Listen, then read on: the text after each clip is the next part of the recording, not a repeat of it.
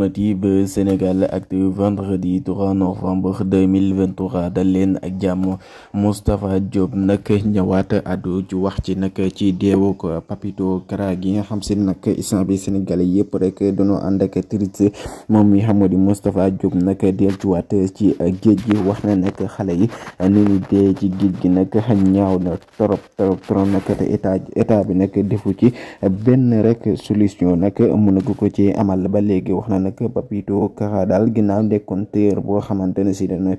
da doon daan doole rek ci réewum Sénégal ba nu jàppoon ko tëjoon ko kasa ay weer ba tax na nag ñu doon ko def